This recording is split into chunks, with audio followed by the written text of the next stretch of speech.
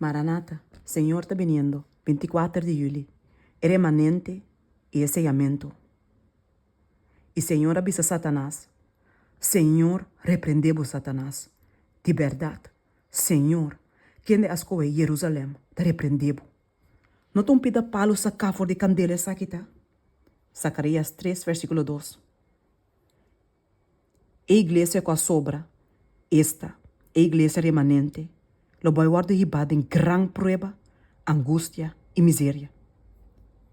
Es não que guarda o mandamento de Deus e a fé de Jesus, lo sente a rabia do dragão e seu exército não. Satanás te conta, of mais me obisa, Satanás te considera inteiro o mundo como seu súbdito não. Ele apodera da igreja não apóstata, ele tem controle riba não. Pero tem grupo chiquito que está resistindo sua supremacia. Se é por a eliminar não for de ribatera, seu triunfo lo estava completo.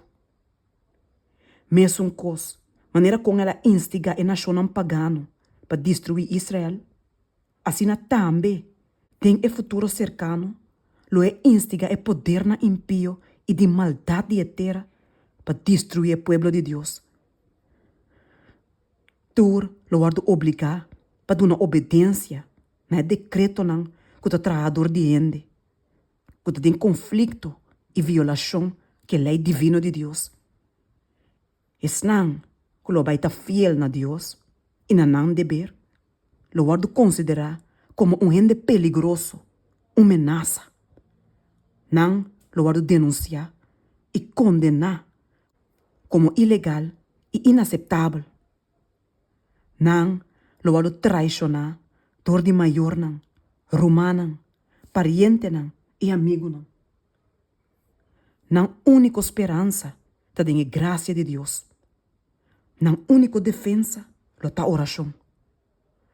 Maneira como eu sou a suplicar delante de ángel, assim também a igreja remanente, que o coração não quebrar e fé sincero, lo suplicar para perdão e liberação para meio de Jesus, não abogado. Satanás está urge e trece sua acusação contra de não delante de Deus, declarando que para meio de não pecar não perde a proteção divina e reclamando o direito de destruir como transgressor. Pero aunque que seguidor de Cristo a peca, não a entregar na mesa na poder e controle de maldade. Não abandona não pecar e a põe na banda e a busca Senhor de humildade e gran arrependimento. E é abogado divino que intercede e suplicando em favor.